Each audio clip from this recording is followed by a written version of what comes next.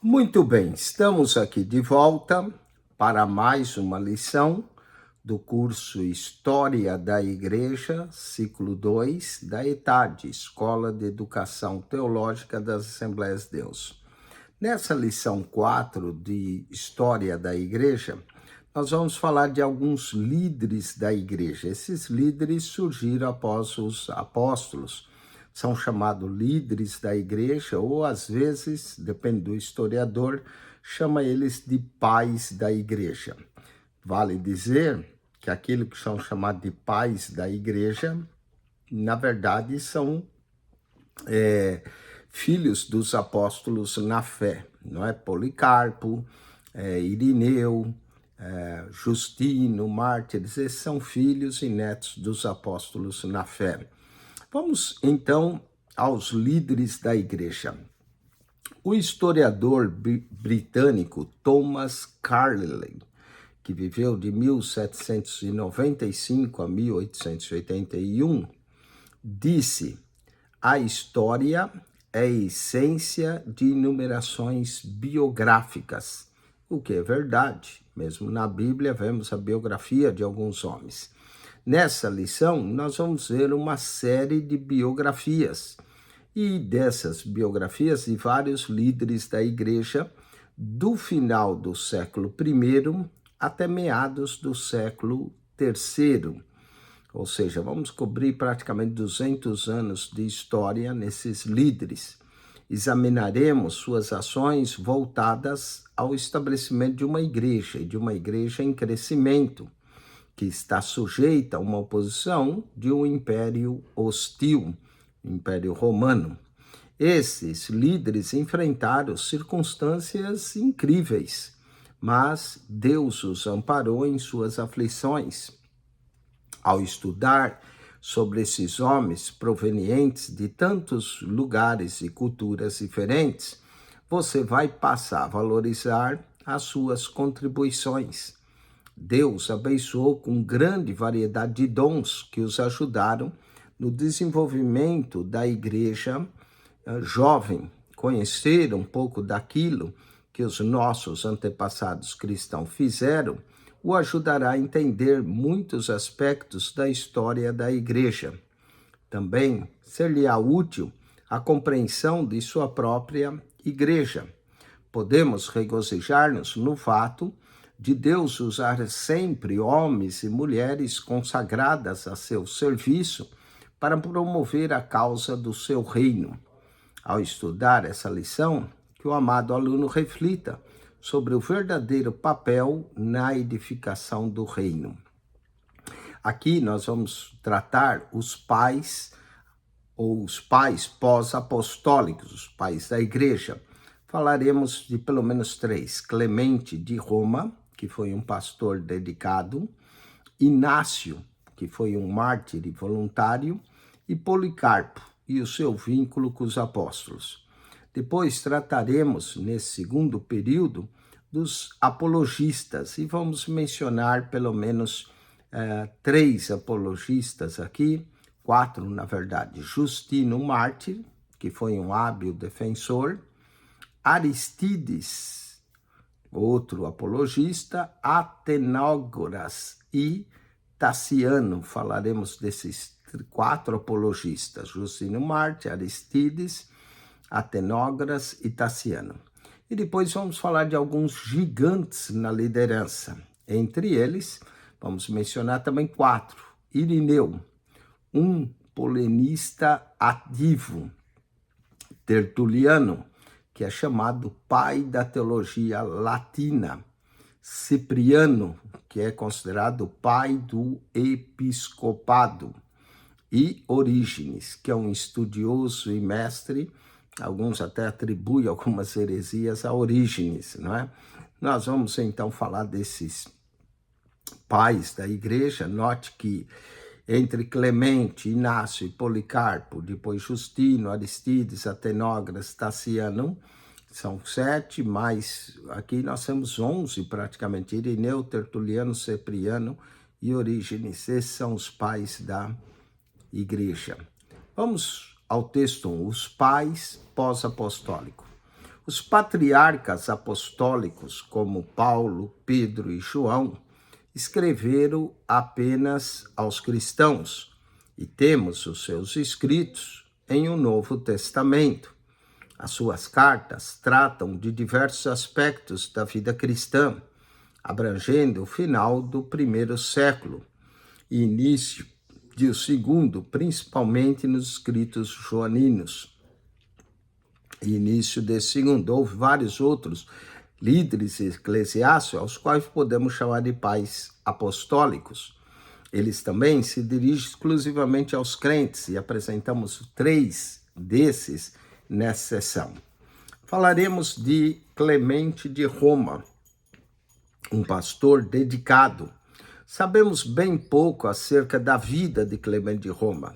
Alguns estudiosos acham que se trata do mesmo indivíduo mencionado por Paulo em Filipenses, capítulo 4, verso 3.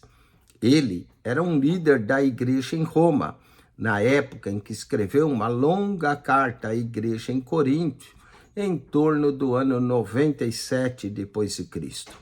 Essa carta de Clemente é importante, pois indica que muitos dos mesmos problemas que levaram Paulo a escrever, pelo menos 2 vezes a essa igreja, ainda continuavam sem solução muitos anos depois. O valor da carta de Clemente à igreja de Coríntios, no entanto, é ainda maior, pois ela constitui o exemplo mais antigo de uma literatura pós-apostólica. Em sua carta, Clemente não quis manifestar a sua autoridade. Em vez disso, motivado simplesmente pela sua preocupação como pastor do rebanho de Deus, tentou resolver o problema. Escreveu sua carta porque alguns dos cristãos de Coríntios haviam se levantado contra os presbíteros.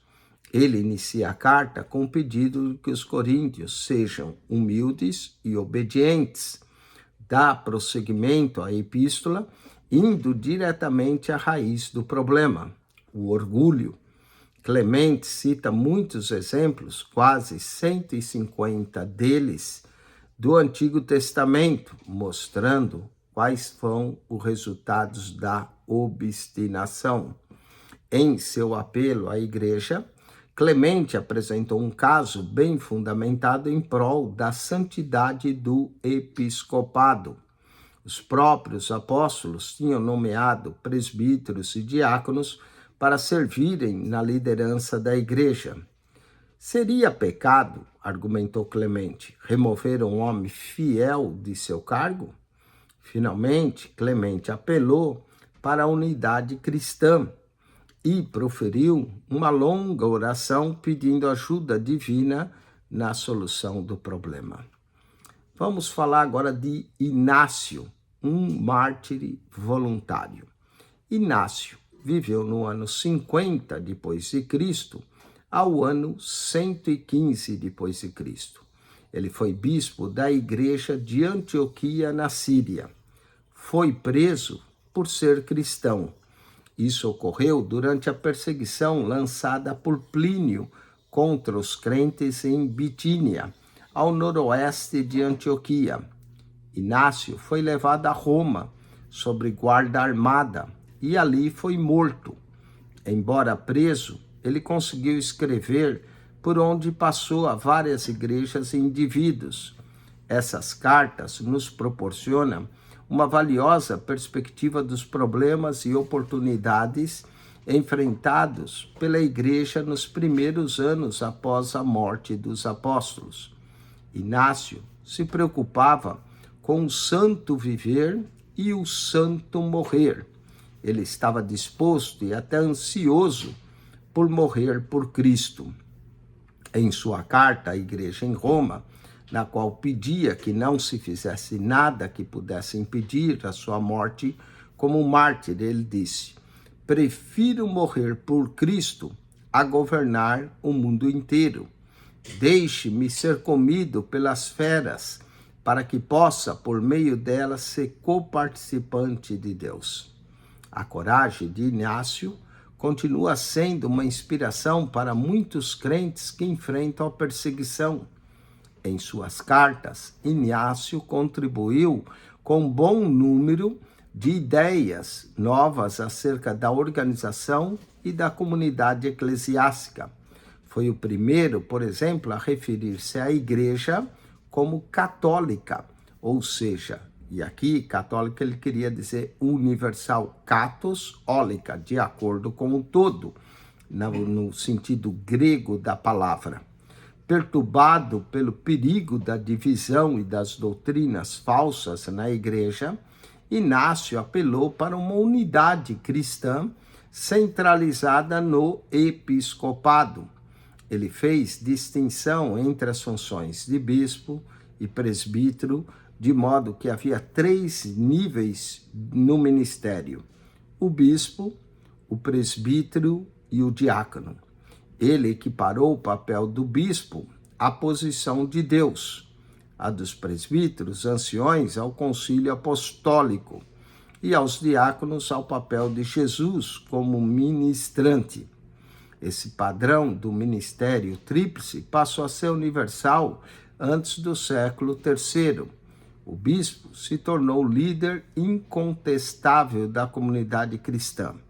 Embora tal distinção estimulasse o aumento do poder do bispo, Inácio não chegou a exaltar o bispo de Roma. Segundo ele, o líder da igreja romana era somente um dos muitos bispos locais. Inácio ataca 2 heresias existentes naquela época: o legalismo judaico, que deu-se ao ebionismo, e o docetismo, que nós vamos estudar mais à frente. Os judeus insistiam em que a obediência à lei mosaica era essencial para a salvação, mas Inácio respondeu que os profetas do Antigo Testamento guardavam fielmente Jesus Cristo, que era a manifestação do Deus vivo. Contra os mestres docetistas, para quem Cristo não passava de uma aparição ou um fantasma, Inácio argumentou que Jesus Cristo de fato nascera de Maria, de fato comera alimentos e bebera, e de fato sofrera perseguição nas mãos de Pôncio Pilatos, e de fato padecera na crucificação e morte, e de fato ressurgiria dentre os mortos. Nem os judeus, nem os docetistas realmente entenderam as verdades bíblicas. Inácio salientou que por Deus ter se tornado homem, cumprindo o Antigo Testamento, vivido e morrido, ele era muito superior à guarda da lei ou a qualquer fantasma. Todas as cartas de Inácio são fortemente cristocêntricas. Falaremos de Policarpo e um vínculo com os apóstolos. Um dos homens que receberam as cartas de Inácio foi o bispo de Esmirna, Policarpo, que viveu entre o ano 70 a 156 depois de Cristo. Lemos sobre o seu julgamento e morte na lição de número 3, 86 anos, tenho servido a Cristo. Ele nunca me negou, nunca me fez mal nenhum, porque negaria meu Senhor e Rei. Morreu aos 86. Policarpo não foi somente amigo de Inácio, mas discípulo do apóstolo João. Ele conversara com várias pessoas que haviam conhecido pessoalmente Jesus Cristo, como ele vivia na Galileia, e quando ele vivia na Galileia, Jesus. Portanto, Policarpo se tornou um elo importante entre a igreja apostólica e a igreja posterior. Policarpo escreveu uma carta à igreja em Filipos. Nela, ele animava os crentes a permanecerem fiéis e a praticarem boas obras. Salientou o mandamento da justiça, que se cumpre numa vida regida pelo amor a Deus, a Cristo e aos nossos vizinhos. Tratava também do papel das esposas, das viúvas, dos diáconos e presbíteros, também anciões, acerca dos presbíteros, diz o seguinte: os presbíteros devem também ser compassivos, misericordiosos para com todos, fazendo voltar aqueles que se desviaram e não negligenciando as viúvas, os órfãos e os pobres. Devem pensar sempre naquilo que é reto perante Deus e os homens, evitando toda a ira, partidarismo, julgamento injusto e o amor exagerado ao dinheiro. Não deve dar créditos a boatos maliciosos acerca de ninguém, nem serem severos no seu julgamento, sabendo que todos somos endividados pelo pecado. Essa carta é significante, porque Policarpo menciona a epístola de Paulo, escreveu à mesma igreja. Com efeito, Policarpo cita umas 60 vezes os livros do Novo Testamento, incluindo mais de 30 citações às cartas do apóstolo Paulo. Embora seja possível que Policarpo tenha feito uma viagem a Roma em busca de uma solução para certas questões teológicas, o seu principal interesse não estava no sistema de governo eclesiástico, mas sim na necessidade da vida diária, como prática diária como cristão. Os seus escritos mostram a sua profunda devoção pessoal ao Cristo vivo. Vamos aos exercícios desse texto 1. 4.1. A base do apelo para a unidade feita por Clemente em sua carta à Igreja de Roma foi os escritos neotestamentários de Paulo, sua própria autoridade como bispo de Roma e o conjunto de exemplos da obstinação encontradas no Antigo Testamento. Todos os itens acima estão corretos. Por que Clemente citou tanto trechos do Antigo Testamento em seu apelo aos coríntios? O que Clemente está mostrando era como o pecado de obstinação, de orgulho, afetava as pessoas no Antigo Testamento. 4.3. Leia 1 Coríntios 1, 10 a 13, 1 Coríntios 3, verso 3, 6, verso 1 e 2 Coríntios 12, 20.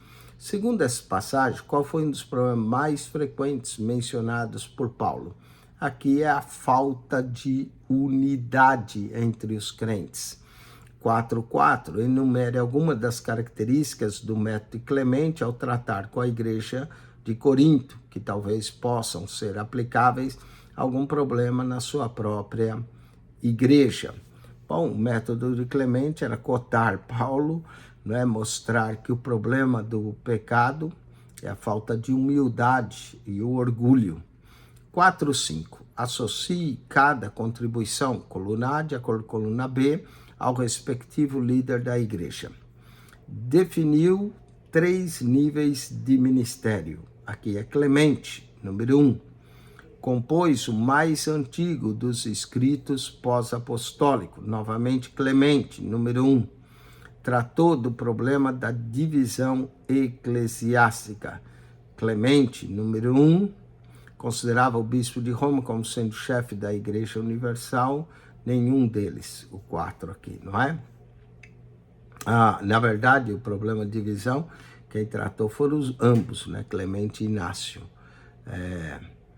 Então, nós temos aí 3 níveis. Inácio, parece que foi Inácio que definiu os 3 níveis. Só confirmar, Inácio estava ansioso, prefiro morrer. Inácio, embora preso.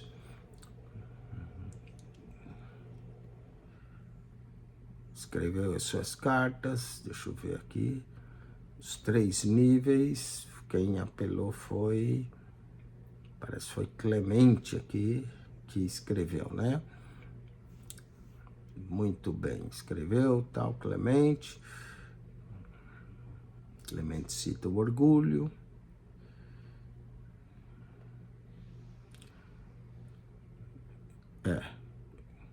Contribuição de Inácio foi diferente. Divisão. Quem escreveu a função foi bispo, presbítero. Função de bispo, presbítero. 3 bispo, presbítero foi Inácio. Então vamos marcar essa aqui corrigir novamente essa aqui, definiu 3 níveis de ministério, que é número 2, Inácio, compôs o mais antigo dos escritos apostólicos, 1, Clemente, então letra A, 2, letra B, Clemente, tratou de problema de divisão eclesiástica, ambos, e considerava isso como chefe da igreja, nenhum deles, tá? Então nós temos 3 níveis, Inácio, número 2, compôs o mais antigo, Clemente, número 1, tratou do problema de divisão, os 2, Clemente e Inácio, número 3, e nenhum deles. 6. Em que sentido o conceito inaciano de bispo ou presbítero difere da perspectiva bíblica na seção da lição 2, intitulada Sua Forma Organizacional? Olhando novamente, quando ele definiu, essa definição aqui que ele deu de...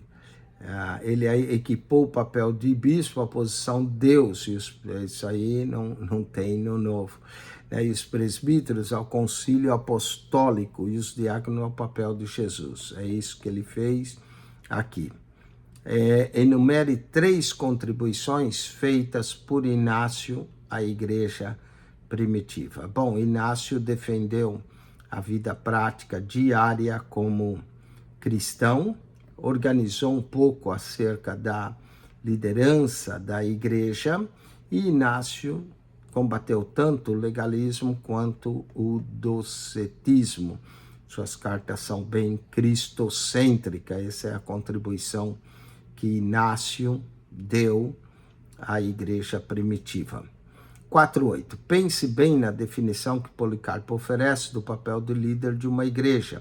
Esse papel muda através da história, e quais são as características gerais de um líder eclesiástico segundo Policarpo. Bom, segundo Policarpo, o líder deve ser compassivo, misericordioso, deve não negligenciar as viúvas, os órfãos e os pobres, pensar naquilo que é reto perante Deus, evitar todo partidarismo. Essa foi a contribuição de Policarpo aqui. 4.9, a fonte de autoridade citada por Policarpo em sua carta à igreja de Filipos é os livros do Novo Testamento, né? Letra D, os livros do Novo Testamento. Quais os aspectos mais significativos do ministério e da vida de Policarpo? Bom, sua fidelidade a Deus, seu elo com os apóstolos, principalmente com o apóstolo João, e sua conexão com Irineu. Vamos ao texto 2. Falamos agora dos apologistas, essa outra era de defensores da fé, que eles defendem a fé cristã, e isso aparece principalmente no 2º século, contra até os gnosticismo e outros ataques que a igreja sofria. Diferenciando dos pais apostólicos e dos pós-apostólicos, né, que nós vimos, Clemente, Irineu e Policarpo, que se dirigiam aos crentes, os apologistas vão escrever aos pagãos. Eles se expressam mais como filósofos do que como teólogos.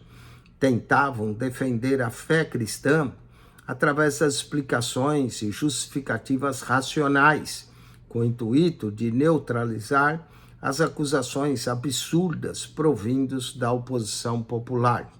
Falemos deles. Justino o Mártir, um hábil defensor. Justino Mártir, do ano 100 a 165, foi um dos principais apologistas e porta-voz literários do meados do século II, na região oriental do Império. Note bem a divisão das igrejas oriental e ocidental no mapa.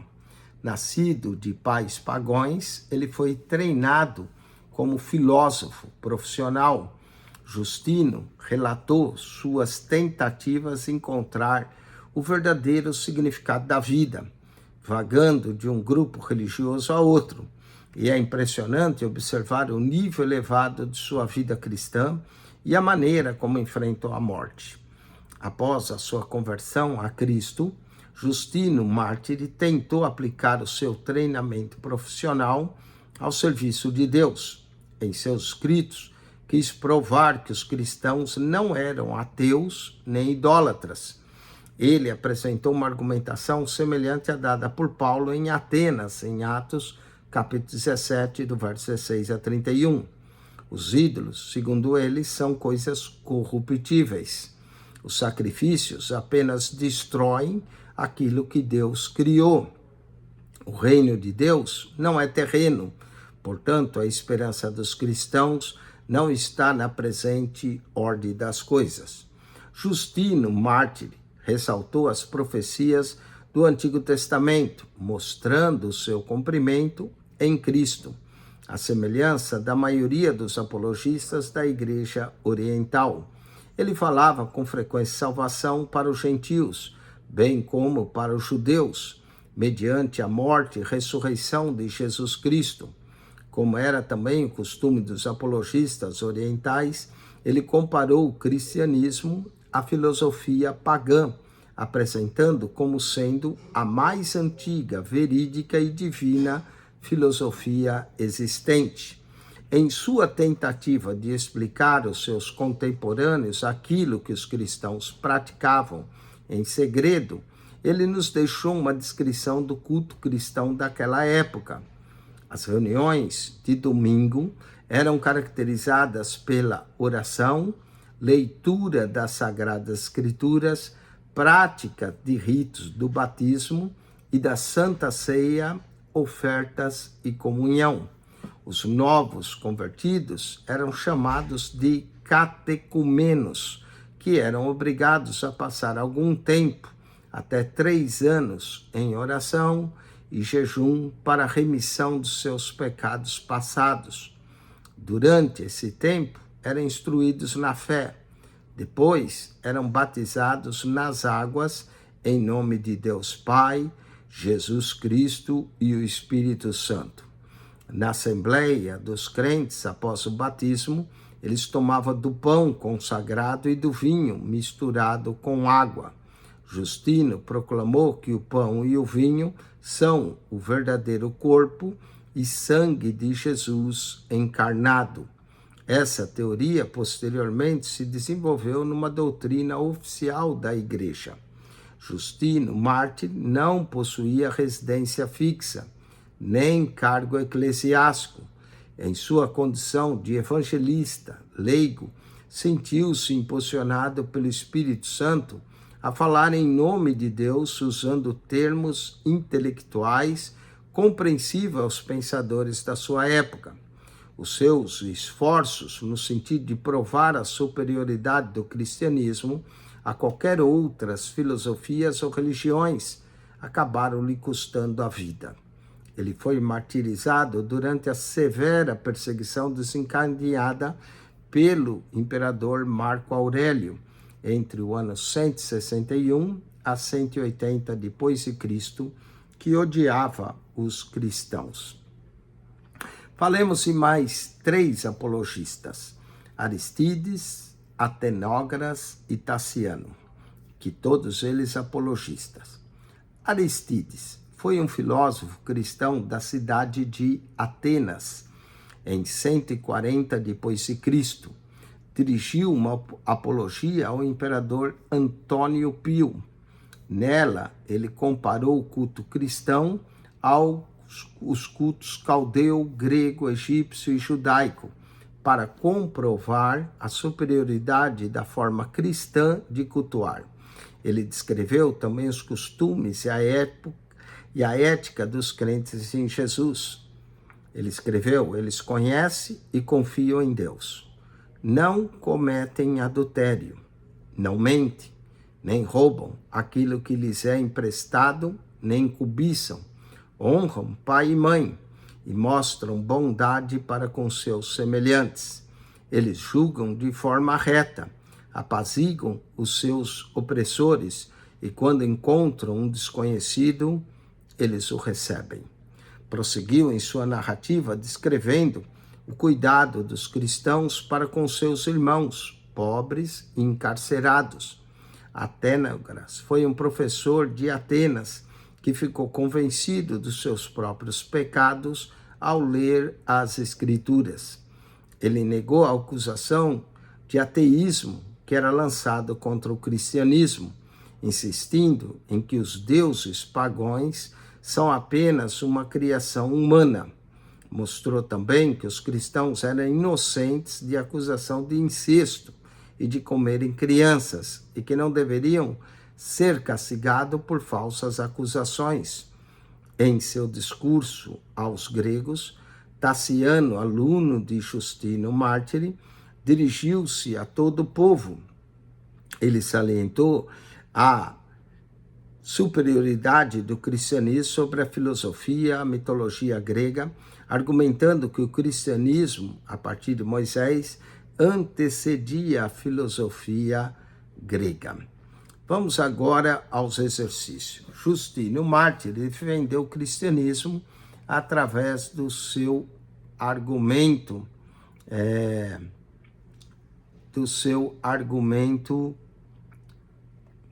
aqui era Taciano, o último, né? Já falamos dos três aqui, Aristides, falamos de Atenógoras e também de Taciano. Vamos agora, então, 4:11. Justino Mártir defendeu o cristianismo através do seu argumento racional de que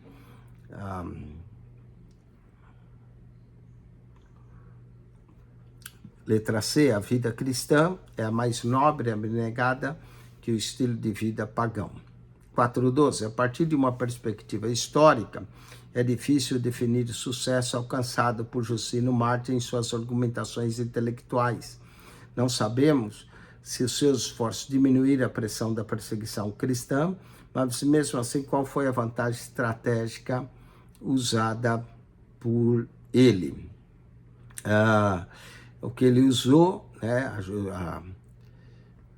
aqui ele usou a própria filosofia como profissional para escrever acerca do cristianismo. Foi o que ele usou como estratégia. 4:13. Explique como a contribuição do Justino Mártir no desenvolvimento diferenciava da contribuição dada pelos pós-apostólicos.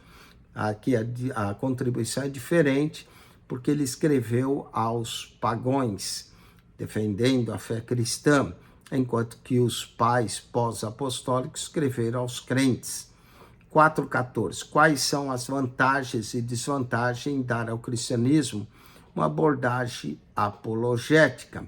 Bom, a vantagem é instruir aqueles que não entendem acerca do cristianismo, como que o cristianismo de forma racional mostra superioridade nas filosofias. Essa é a vantagem. A desvantagem é que, ao escrever aos pagãos, às vezes você só está convencendo os pagãos e não está vendo uma conversão verdadeira. 4:15. Leia 1 Coríntios 1:18 a 2:16. Qual teria sido a opinião do apóstolo Paulo em relação ao método dos apologistas? Bom, o método de Paulo é a mensagem da cruz, da qual é o poder de Deus, né? E é loucura para os que perecem. Vamos ao texto agora de número 3, falando dos gigantes na liderança. Vamos tratar de 4 gigantes. Primeiro, Irineu. Irineu, que é um polemista ativo. Irineu viveu no ano 140 a 202. Nascido e treinado em Esmirna, tornou-se polemista, bem como bispo de Lyon, na Gália. Ele estudou sobre a tutela de Policarpo e outros homens piedosos. É possível que tenha sido enviado à Gália como missionário. Irineu se tornou bem ativo no evangelista, ganhando muitos habitantes de Lyon para Cristo. Após ser nomeado bispo em 177 d.C., mandou missionário a muitas outras regiões da Europa pagã. Por toda a região manifestaram-se os dons do Espírito Santo, como no Novo Testamento. Confrontando o crescimento das heresias, Irineu escreveu 5 livros monumentais chamados Contra as Heresias. Assim como os apologistas defendem a igreja dos ataques externos, o polemista defende a igreja das heresias internas. Falemos de alguma delas. O gnosticismo constituiu a principal heresia combatida por Irineu. Mais à frente, estudaremos detalhadamente essa heresia. Em termos bem resumidos, consiste na ênfase ao conhecimento espiritual oculto e ao ensino de que Cristo era um semideus. Utilizando a documentação das Sagradas Escrituras, Irineu refutou a ideia gnóstica de que a matéria é má e de que o Deus Criador fosse um demiurgo, uma criatura intermediária entre a natureza divina e a humana. Ele ressaltou as doutrinas fundamentais do cristianismo. O mundo foi criado por um só Deus. Jesus, o Filho de Deus, morreu para salvar a humanidade e haverá uma ressurreição do corpo. Como teólogo, Irineu tinha um bom fundamento bíblico, como se vê na sua obra, Prova da Pregação Apostólica. Em seus escritos, ele citou tanto o Antigo como o Novo Testamento e salientou a unidade das duas partes. Foi o primeiro escritor a citar todos os livros do Novo Testamento. Irineu enfatizou a unidade orgânica da igreja através de seus líderes. Com efeito, ele preparou uma lista de sucessão para a igreja em Roma, a partir do apóstolo Pedro e Paulo, nos anos 60 do primeiro século. Salientou também a unidade da Santíssima Trindade na criação e na redenção. Escreveu sobre o impacto de Cristo sobre o plano de Deus na história humana. Preparou assim o caminho para futuras interpretações cristãs da história. Falamos de outro grande gigante, Tertuliano, o pai da teologia latina. Durante os primeiros 4 séculos da história cristã, muitos dos principais igrejas estavam localizadas no norte da África. Essas igrejas concentravam-se ao redor de Cartago, ao oeste de Alexandria e ao leste, Cartago ao oeste e ao leste de Alexandria. Ao leste de Alexandria. Tertuliano viveu entre o ano 160 a 220. Nasceu em Cartago. Aprendeu o grego e o latim. Após viver uma vida imoral e exercer a advocacia em Roma, converteu-se à fé cristã. Posteriormente, dedicou toda a sua educação ao serviço de Deus, escrevendo muitas obras apologéticas, polêmicas e teológicas. Tertuliano tornou-se o mais notável apologista da Igreja do Ocidente ou Latina, assim como Justino Mártir foi para a Igreja do Oriente. Em seu livro Apologia, demonstrou a insensatez moral e legal ao perseguir os cristãos cujas doutrinas e moralidade eram superiores à dos seus vizinhos pagãos. Ele tentou mostrar a superioridade do cristianismo sobre o paganismo, as heresias e o judaísmo. Como as demais apologistas que utilizavam uma abordagem intelectual na evangelização, Tertuliano enfrentou o problema do sincretismo, ou seja, a confluência de elementos de várias crenças. Na qualidade de polemista, escreveu contra os gnósticos e docetistas. Ambos os grupos ensinavam que Cristo não era divino, e Tertuliano argumentou: pois Deus também é espírito.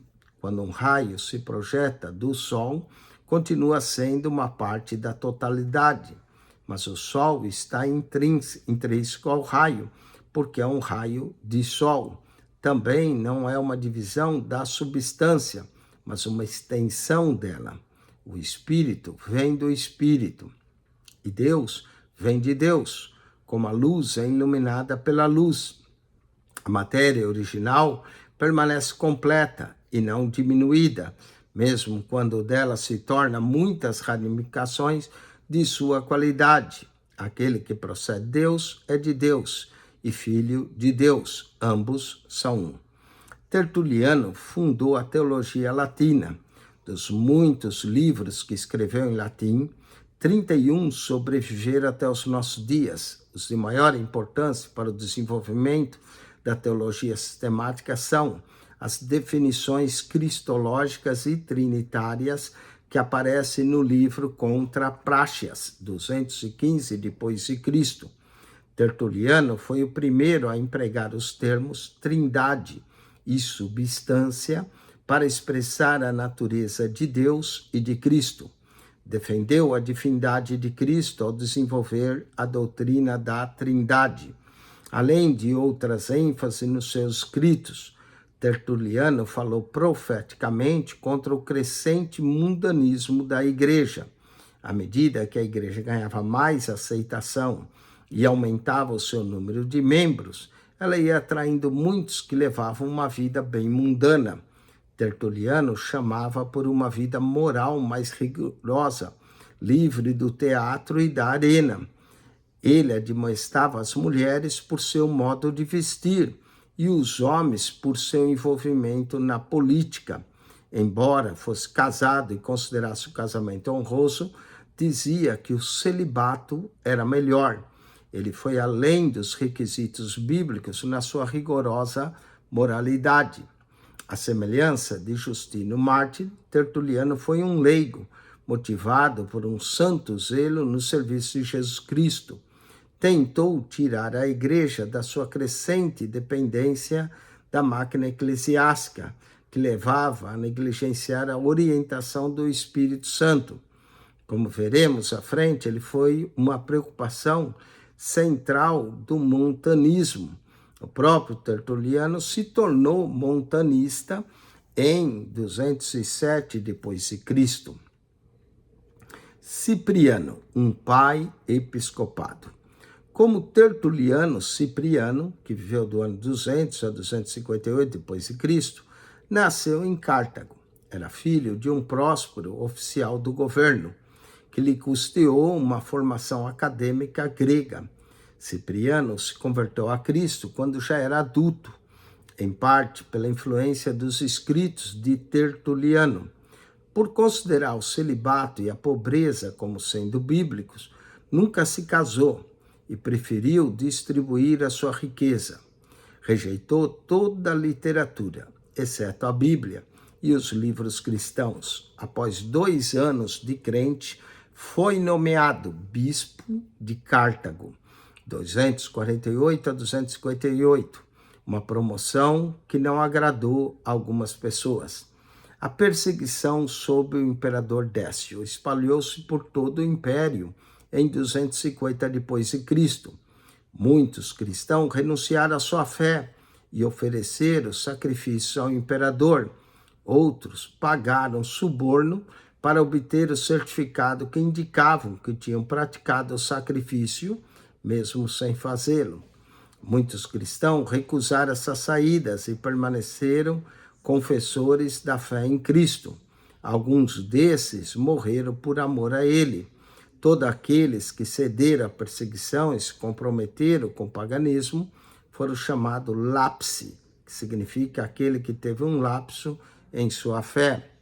Mais tarde, Cipriano e outros líderes foram obrigados a lidar com o problema de readmitir ou não o lapse na igreja. Cornélio, o novo bispo de Roma, era a favor da readmissão. Ele citou as cartas de Paulo e as parábolas da ovelha desgarrada e do filho pródigo para mostrar que todo pecado pode ser perdoado se o pecador se arrepender. Novaciano, um presbítero de Roma que desejava ser bispo, se opôs à readmissão. Segundo ele, os lapses tinham pecado contra o Espírito Santo, um pecado para o qual não há perdão.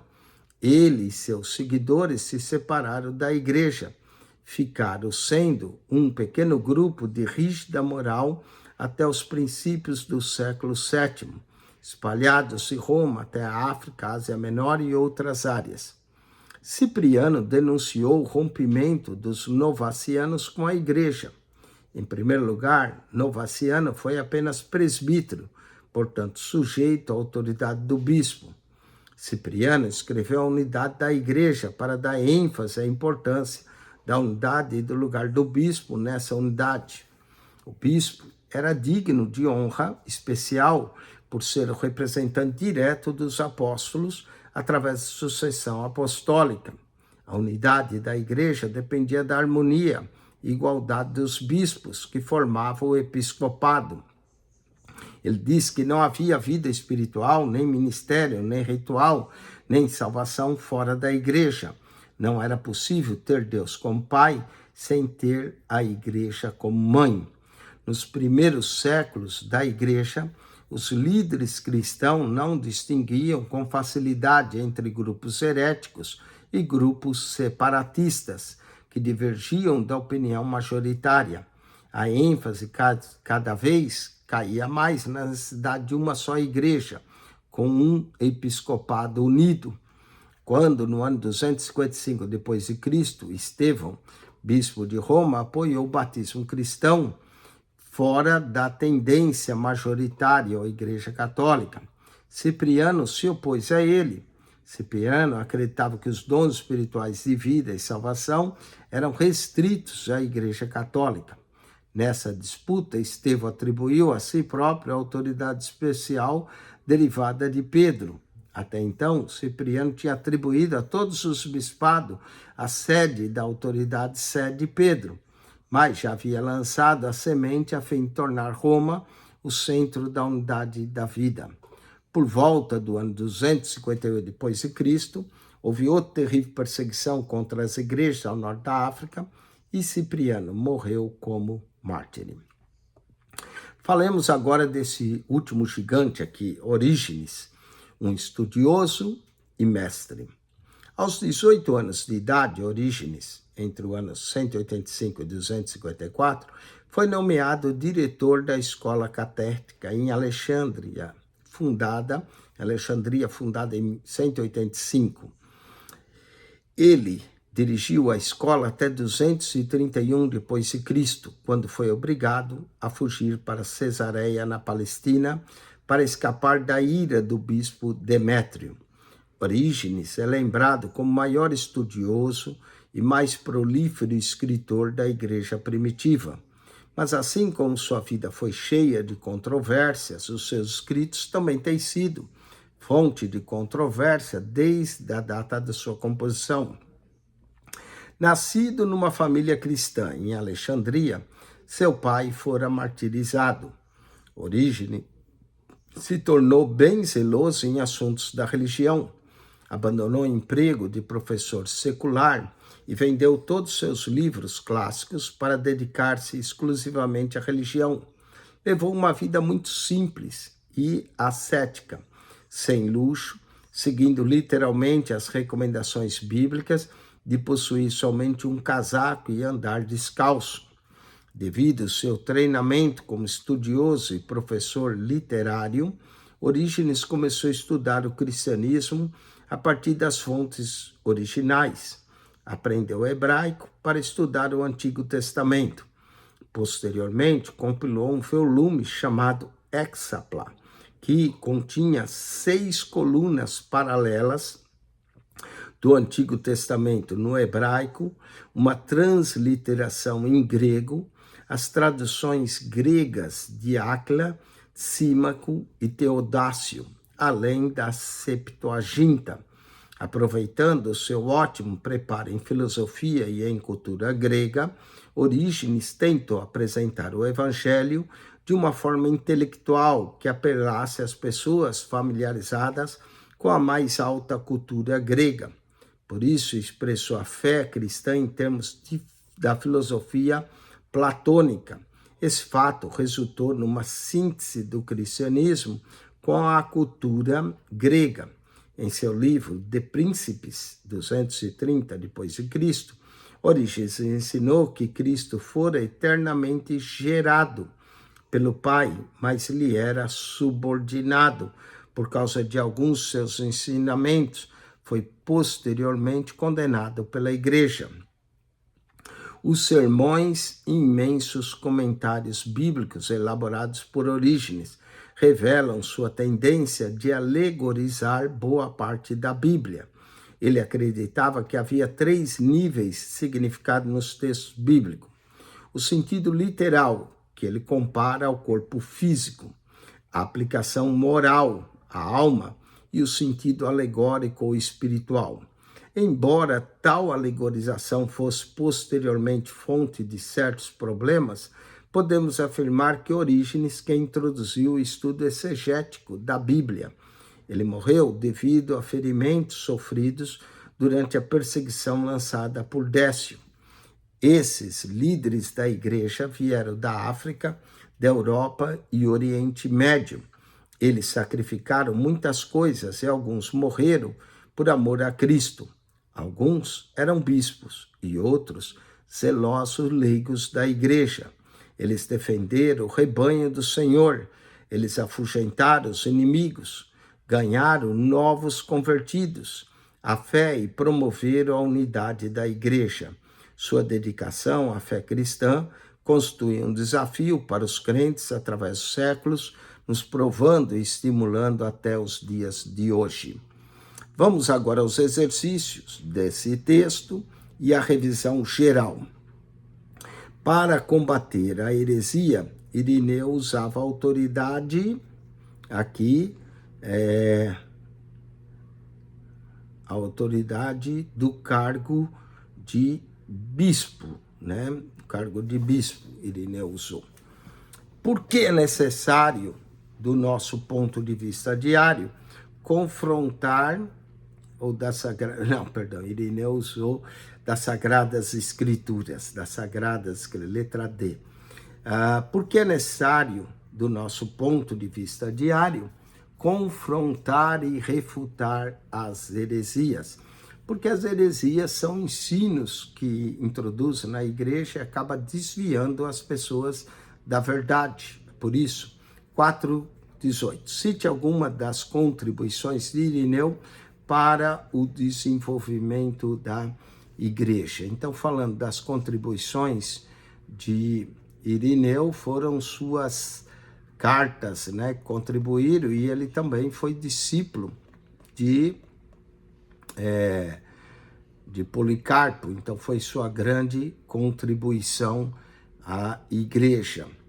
Ele confrontou as heresias, escreveu livros monumentais chamados Contra as Heresias, combateu o gnosticismo e assim por diante, não é?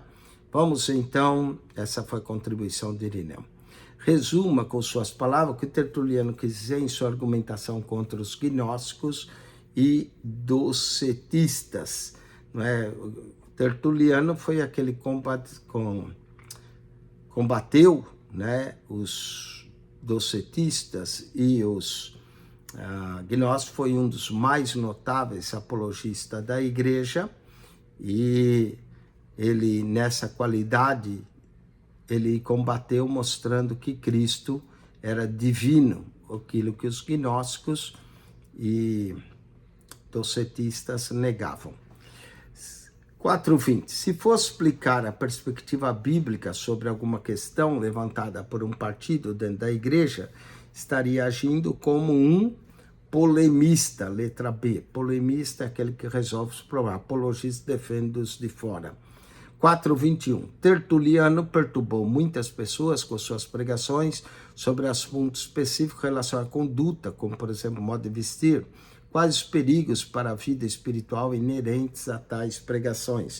O perigo é de se tornar legalista aqui, não é? Qual a maior contribuição tertuliana para a teologia? Foi aquilo que ele escreveu acerca de Cristo e da criação de Deus e da redenção. 4:23, faça uma definição da palavra igreja. Na lição 1, explica o erro de Cipriano ao pressupor que não havia salvação fora da igreja. Bom, o erro é que não existe salvação fora de Cristo, mas não quer dizer que não existe fora da igreja. O problema pela luta da unidade da igreja, a pessoa não entendeu que é uma heresia e que é um grupo separatista. 4:24. Ao enfatizar o papel do bispo, Cipriano levou o seu cargo a uma importância nunca atingida. De que forma Cipriano apela à autoridade ferida pela maioria dos homens que está nessa lição? Bom, ele apela que o bispo de Roma descendia direto de Pedro e de Paulo. Que tendências foram estabelecidas através dessa elevação do bispo? Bom, é que a autoridade do bispo não podia ser questionada. 4:25. Ainda hoje pode ser difícil readmitir na igreja aquelas pessoas que já renunciaram a Cristo. Algumas vezes o prejuízo causado pela consequência da perseguição é maior do que a própria perseguição. O que faria se tivesse resolvido o caso de readmissão daqueles que negam a Cristo diante da oposição? É mostrar misericórdia, entender que todos nós somos afetados pelo pecado e pela fraqueza. 4:26. Quais as práticas valiosas e indicadas por Orígenes por meio de seus volumosos escritos? Aqui Orígenes foi um dos primeiros exegética bíblico, né? E 4:27, quais os prejuízos decorrentes da erudição? No caso de Orígenes, foi a alegorização de muitos termos. Vamos ao 4:28. Clemente de Roma foi um líder da igreja que escreveu uma carta à igreja em Coríntio, na tentativa de resolver o problema. Aqui todas: obstinação, orgulho, divisão, desunião, desobediência dos líderes. 4:29. O método usado por Clemente para tratar dos problemas da igreja de Corinto inclui todos os seguintes elementos, menos a letra A, a ênfase na sua própria autoridade como líder. Não é? Ele não usou isso. Clemente não usou. 4:30. Inácio, bispo de Antioquia, contribuiu com a igreja primitiva de todos os seguintes, exceto na inspiração,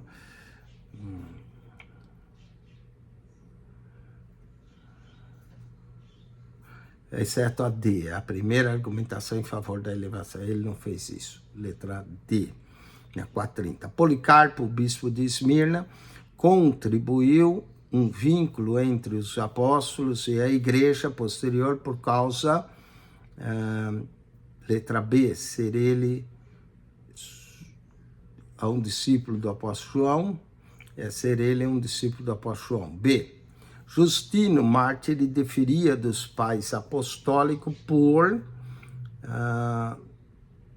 aqui, não ter cargo eclesiástico. Letra A, não ter cargo eclesiástico. Irineu, bispo de Lyon, serviu à igreja mediante todas, esses itens estão acima. Tertuliano não somente fundou a teologia latina, como também contribuiu com a definição, letra B, da Trindade. Cipriano enfatizou a estrutura eclesiástica mediante a promoção da centralidade do episcopado para a unidade da igreja.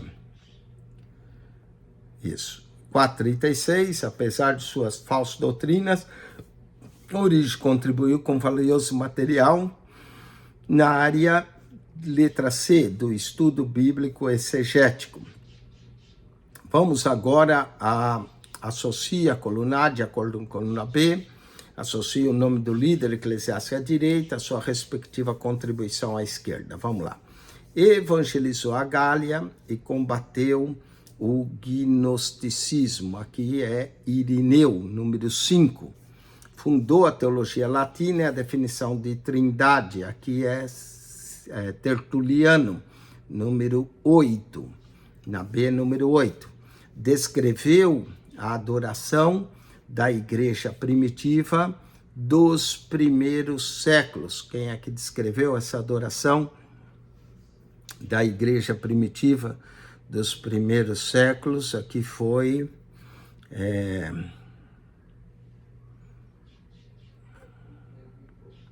Vamos ver.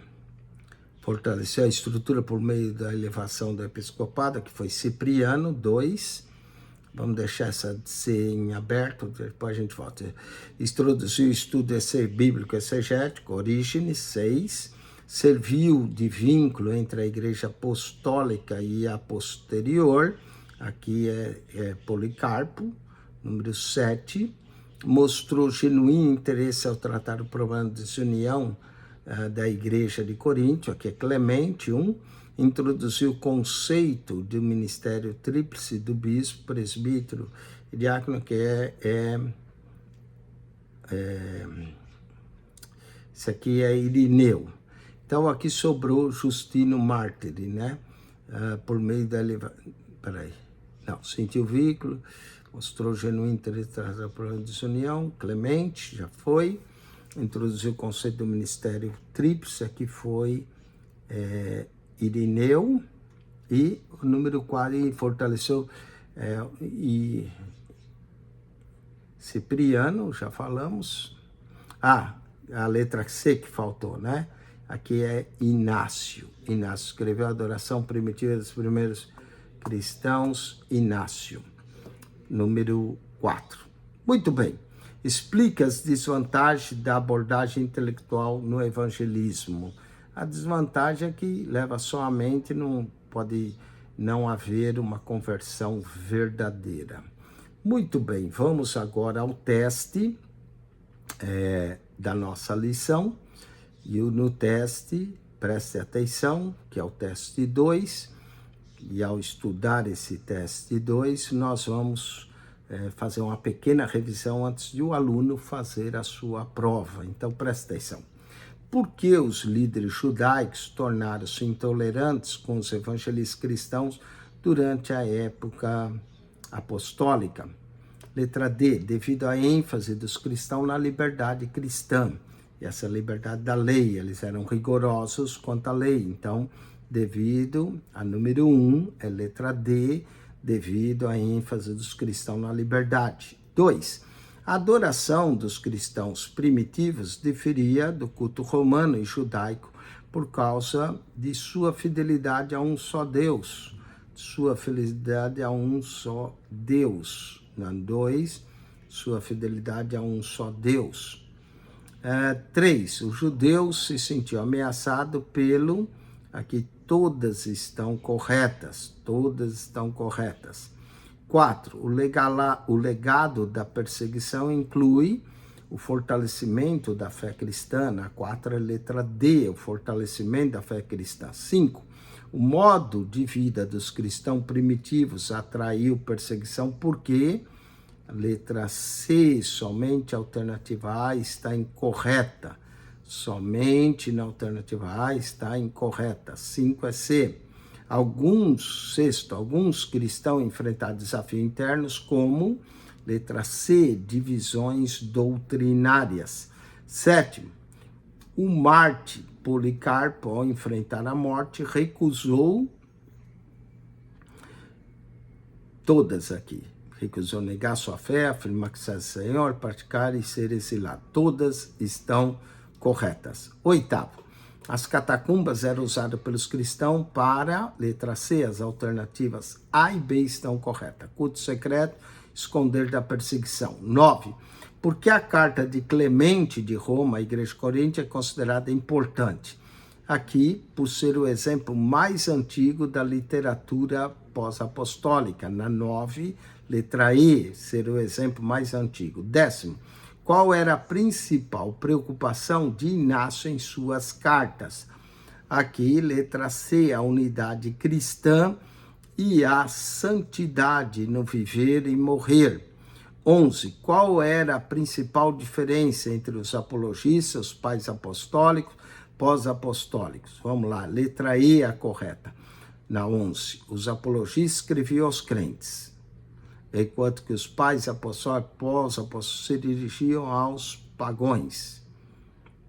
Acho que aqui é o contrário, aqui para quer marcar, aqui é a letra E, é o contrário, né? Vamos a 12. a base do apelo para a unidade feita por Clemente, sua carta à igreja de Coríntios, foi, letra C, o conjunto de exemplos de obstinação encontrada no Antigo Testamento. 13, a fonte de autoridade citada por Policarpo, sua igreja em Filipos, é, letra C, os livros do Novo Testamento. 14, para combater a heresia, Ireneu usava a autoridade, letra C, das Sagradas Escrituras. 15, Cipriano enfatizou a estrutura eclesiástica mediante, letra E, promoção da centralidade do episcopado para a unidade da igreja. E 16, para terminar, quem era Policarpo e por que ele é considerado o vínculo com os apóstolos? A letra C, um discípulo do apóstolo João. Muito bem, com isso terminamos essa parte que falamos dos líderes da igreja e falamos da era da perseguição.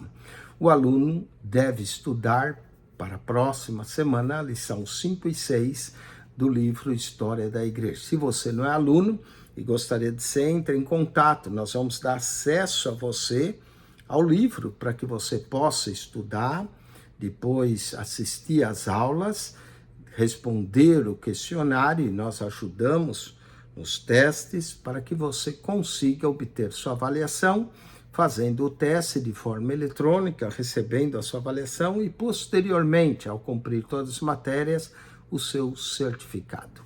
Que Deus te abençoe em Cristo Jesus. Quem esteve convosco, mais uma vez, pastor Eugênio Piacentini. Assine o nosso canal, PR Eugênio Piacentini, o canal da Bíblia. Ao entrar no canal, clique naquela foto redonda, vai aparecer um menu, clique no playlist e ali no playlist você vai encontrar um total de 237 pastas com 6.700 vídeos para você. PR Eugênio Piacentini, o canal da Bíblia.